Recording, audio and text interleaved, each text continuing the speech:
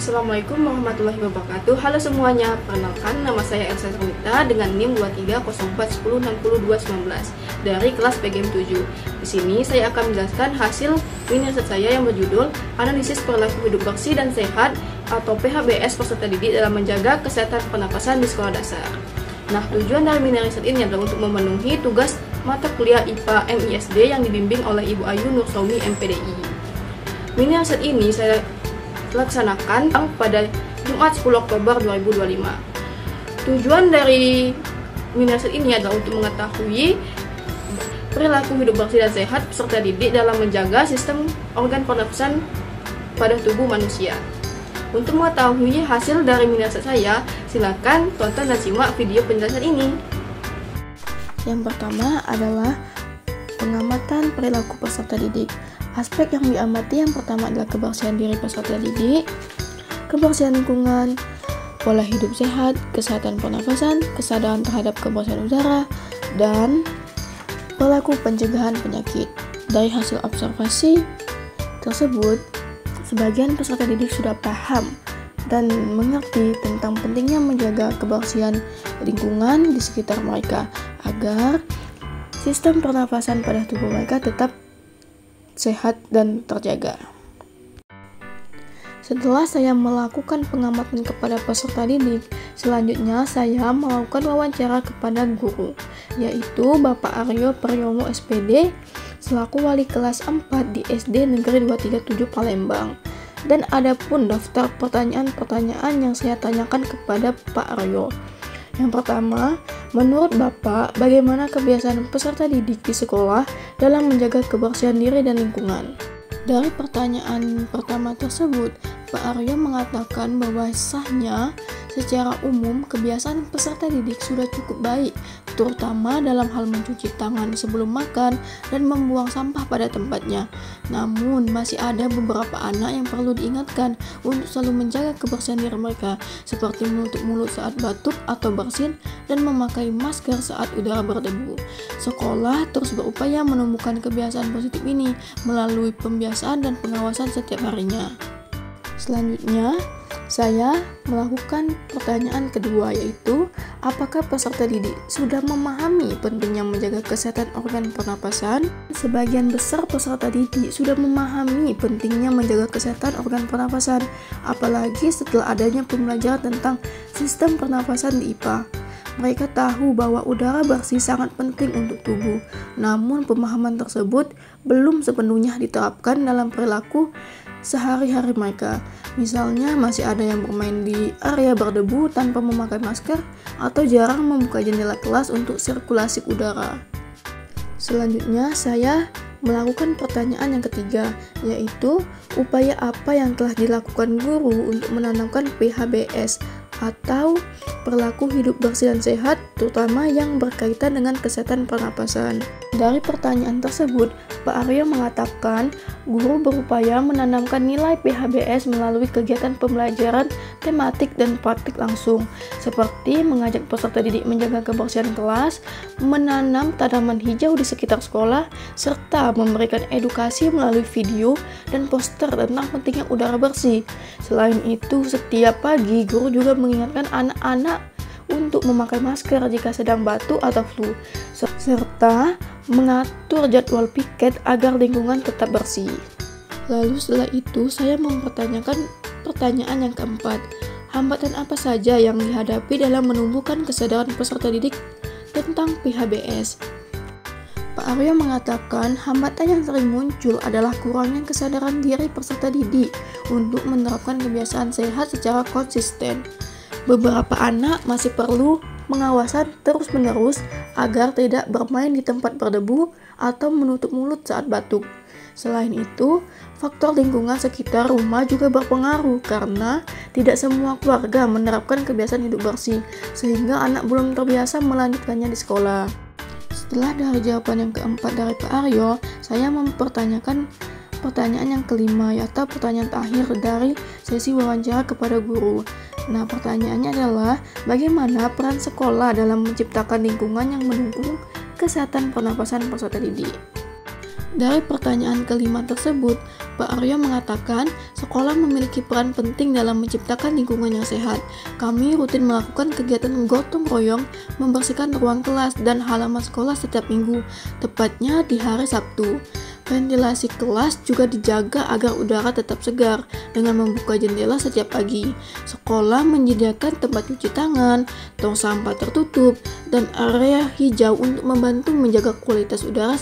Selain itu, edukasi siswa tentang pentingnya menjaga kesehatan organ pernapasan.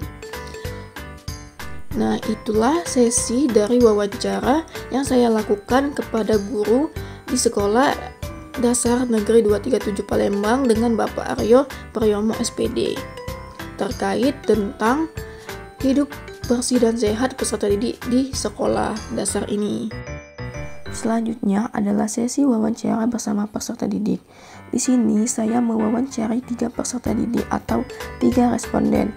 Di antaranya adalah Anita Kalzah Zahra, Yasmin Mumtazah, dan Rafa Desta Anggara. Dan adapun daftar pertanyaan-pertanyaan yang saya tanyakan kepada ketiga peserta didik tersebut. Di antaranya yang pertama yaitu, apa yang kamu ketahui tentang organ pernapasan manusia? Nah, ketiga responden ini atau ketiga peserta didik ini menjawab hampir sama, yaitu yang aku tahu, organ pernafasan manusia itu alat tubuh yang membantu kita bernafas, seperti hidung, tenggorokan, dan paru-paru. Kalau kita bernafas, udara masuk lewat hidung, terus ke paru-paru, supaya tubuh kita mendapatkan oksigen. Kalau organ pernafasan kita kotor atau sakit, kita jadi susah bernafas dan cepat capek. Nah, itu adalah jawaban dari Anita, dan juga jawaban Yasmin hampir persis sama seperti jawaban Anita, yaitu Yasmin mengatakan kalau organ pernafasan rusak, tubuh kita bisa jadi cepat lelah dan sulit bernafas, dan paru-paru yang bekerja menyerap oksigen dan mengeluarkan karbon dioksida. Selanjutnya, ini juga sejalan sama jawaban dari Rafa Desta Anggara, yaitu dia mengatakan bahwasanya kalau organ pernafasan kita kotor atau terkena polusi, bisa menyebabkan penyakit seperti batuk, pilek, atau bahkan asma. Selanjutnya, pertanyaan yang kedua yaitu adalah, menurut kamu, bagaimana cara menjaga agar pernafasan tetap sehat? Nah, Anita menjawab, supaya pernapasan tetap sehat, kita harus sering menghirup udara bersih, tidak bermain di tempat yang berdebu, dan menjauhi asap rokok. Dia mengatakan juga sering disuruh ibu dan ayahnya buat buka jendela kamar setiap pagi supaya udara segar masuk. Nah, sedangkan jawaban Yasmin hampir sama, yaitu caranya dengan menjaga kebersihan udara di sekitar kita, jangan main di tempat berdebu, jangan menghirup asap rokok, dan biasakan memakai masker kalau udara sedang kotor. Dan juga jawaban Rafa, dia mengatakan supaya organ pernafasan tetap sehat, kita harus bernafas dengan udara bersih, menjauhi asap rokok, memakai masker kalau di tempat ramai atau berdebu, dan rajin berolahraga. Dan dia juga mengatakan dia juga suka bersepeda di pagi hari karena udara masih segar. Lalu saya mempertanyakan pertanyaan yang ketiga, yaitu adalah, apa yang kamu lakukan kalau temanmu sedang batuk atau bersin di dekatmu? Nah, ketiga peserta didik menjawab hampir sama, yaitu kalau Anita, dia menjawab kalau ada teman batuk atau bersin, aku biasanya menutup hidung dan mulut pakai tangan atau tisu, lalu menjauh sedikit. Aku juga suka mengingatkan dia supaya pakai masker atau menutup mulut waktu bersin, karena kalau tidak bisa menular ke teman-teman yang lain. Nah, jawaban Yasmin juga hampir sama dengan jawaban Anita. Dia mengatakan kalau ada teman batuk, aku menutup hidung dan mulut supaya tidak kena percikan. Aku juga suka mengingatkan teman itu supaya menutup mulut, pakai tisu atau siku saat batuk, biar tidak menular ke yang lain. Dan jawaban Rafa juga hampir sama dengan Anita dan Yasmin. Kalau ada teman batuk, aku menjaga jarak sedikit dan menutup hidung serta mulut. Kadang aku juga mengingatkan dia untuk menutup mulutnya pakai tangan atau tisu, dan meminta dia memakai masker kalau lagi sakit. Aku lakukan itu supaya tidak tertular. Selanjutnya, saya bertanya pertanyaan keempat.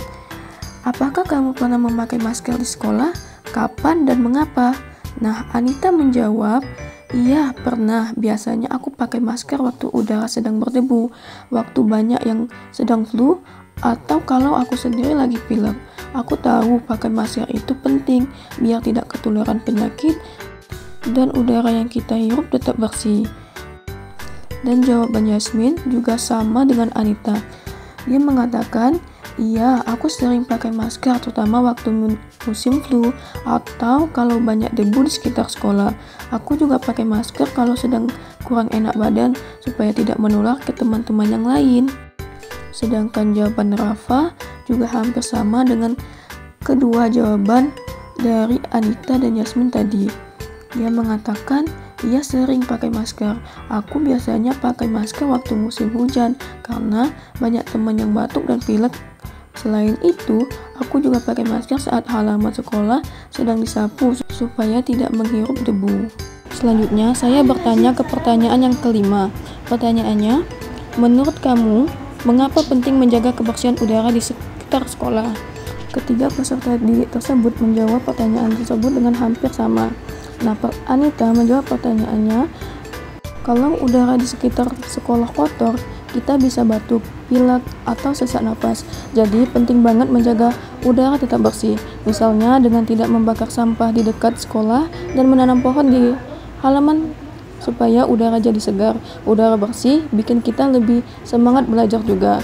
Sedangkan jawaban Yasmin, udara yang kotor bisa menyebabkan penyakit seperti batuk, pilek, atau sesak napas. Jadi udara di sekolah harus bersih supaya kita semua bisa belajar dengan nyaman dan sehat. Kalau udara bersih, kelas juga terasa lebih segar. Sedangkan jawaban dari Rafa, karena udara bersih bikin kita sehat dan bisa belajar lebih fokus. Kalau udara kotor, kita bisa batuk, pilek, dan susah bernafas. Selain itu, menjaga udara bersih juga bikin sekolah jadi tempat yang nyaman buat semua orang. Selanjutnya, pertanyaan yang keenam yang saya tanyakan kepada ketiga peserta didik tersebut adalah, apa yang kamu lakukan untuk menjaga kebersihan lingkungan sekolah? Nah, jawaban dari ketiga peserta didik tersebut rata-rata hampir sama. Nah, jawaban Anita, aku ikut piket setiap hari, menyapu lantai kelas dan mengelap meja supaya tidak berdebu. Aku juga selalu membuang sampah di tempatnya dan menegur teman kalau buang sampah sembarangan. Kadang aku ikut gotong royong bersih-bersih halaman sekolah setiap hari Sabtu. Dan Yasmin menjawab pertanyaan tersebut dengan, aku rajin ikut piket kelas, menyapu lantai, membersihkan papan tulis, dan ikut kerja bakti. Aku juga tidak membuang sampah sembarangan dan selalu menegur teman kalau mereka melakukannya. Dan jawaban Rafa juga hampir sama dengan jawaban Anita dan Yasmin. Rafa menjawab, aku piket menyapu halaman sekolah dan tidak membuang sampah sembarangan. Kadang aku bantu menanam pohon waktu kegiatan Sabtu bersih supaya sekolah jadi lebih hijau dan sejuk. Selanjutnya, pertanyaan ketujuh yang saya tanyakan kepada tiga peserta didik tersebut yaitu, siapa yang mengajarkan kamu tentang pentingnya menjaga kesehatan pernapasan? Nah, Anita menjawab, guru IPA dan guru kelasku sering menjelaskan tentang sistem pernapasan manusia dan bagaimana cara menjaganya. Di rumah juga orang tua sering mengingatkan supaya tidak dekat-dekat dengan asap kendaraan atau rokok. Sedangkan jawaban Yasmin dari pertanyaan tersebut, guru IPA dan guru UKS pernah menjelaskan di kelas tentang cara menjaga kesehatan paru-paru. Selain itu, orang tua di rumah juga mengingatkan aku supaya tidak dekat dengan asap kendaraan. Dan jawaban Rafa dari pertanyaan ketujuh tersebut, guru IPA yang mengajarkan tentang sistem pernapasan manusia dan cara menjaganya. Waktu kegiatan UKS, petugas puskesmas juga pernah datang memberikan penyuluhan tentang PHBS atau perilaku hidup bersih dan sehat. Selanjutnya, pertanyaan terakhir dari sesi wawancara bersama peserta didik. Pertanyaannya, apakah di rumah kamu juga menerapkan kebiasaan menjaga kebersihan udara? Jawaban dari Anita, ya, di rumah aku sering membantu ibu dan ayah membersihkan kamar, buka jendela tiap pagi, dan tidak membakar sampah di halaman. Kalau udara di rumah bersih, nafas jadi segar dan badan rasanya lebih sehat. Dan jawaban Yasmin dari pertanyaan ke-8 tersebut, ya, di rumah kami tidak membakar sampah dan di setiap pagi kami membuka jendela supaya udara berganti. Kadang kami juga menyiram tanaman biar debu tidak berterbangan. Dan jawaban Rafa dari pertanyaan terakhir ini, dia mengatakan, iya, di rumah kami selalu buka jendela setiap pagi dan sore, tidak membakar sampah, dan menjaga halaman tetap bersih. Aku juga tidak pernah bermain di dekat asap kendaraan karena kata ayah itu merusak paru-paru. Berdasarkan hasil observasi dan wawancara yang dilakukan di SD Negeri 237 Palembang, dapat disimpulkan bahwa perilaku hidup bersih dan sehat atau PHBS peserta didik dalam menjaga kesehatan organ pernapasan telah menunjukkan perkembangan yang cukup baik. Sebagian peserta didik sudah memahami pentingnya menjaga kebersihan diri dan lingkungan, serta mulai menerapkan kebiasaan positif seperti mencuci tangan sebelum makan, membuang sampah pada tempatnya, dan menjaga kebersihan kelas. Mereka juga memiliki pengetahuan dasar tentang pentingnya udara bersih bagi kesehatan paru-paru dan memahami bahwa kebersihan udara berpengaruh terhadap kesehatan tubuh. Meskipun demikian, hasil penelitian menunjukkan bahwa masih ada sebagian peserta didik yang belum konsisten menerapkan perilaku hidup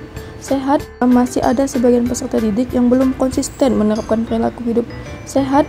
Dalam kehidupan sehari-hari. Beberapa peserta didik masih bermain di area berdebu tanpa menggunakan masker, belum terbiasa menutup mulut ketika batu atau bersin, dan kurang memperhatikan sirkulasi udara di ruang kelas. Hal ini menunjukkan bahwa pengetahuan yang dimiliki peserta didik belum sepenuhnya terwujud dalam tindakan nyata. Faktor lingkungan rumah dan kebiasaan keluarga juga berpengaruh terhadap perilaku anak di sekolah. Jika di rumah tidak diterapkan kebiasaan hidup bersih, maka anak cenderung sulit mempertahankannya di lingkungan sekolah. Pihak sekolah dan guru memiliki peran penting dalam membentuk perilaku PHBS peserta didik melalui kegiatan pembelajaran, pembiasaan, serta contoh nyata dalam kehidupan sehari-hari di sekolah. Melalui program UKS, kerja bakti, dan kegiatan edukatif, sekolah menanamkan kesadaran akan pentingnya menjaga kesehatan organ pernafasan. Berdasarkan hasil penelitian, dapat disimpulkan bahwa penerapan PHBS di sekolah sudah cukup baik dalam pengetahuan dan sikap peserta didik, tetapi masih memerlukan pengawasan dan pembiasaan lebih lanjut agar perilaku hidup bersih dan sehat benar-benar menjadi bagian dari gaya hidup mereka, baik di lingkungan sekolah maupun di rumah. Mungkin itu saja yang dapat saya jelaskan dari hasil mini riset yang saya laksanakan. Jika ada kekurangan dan kesalahan, saya mohon maaf. Saya akhiri. Wassalamualaikum warahmatullahi wabarakatuh.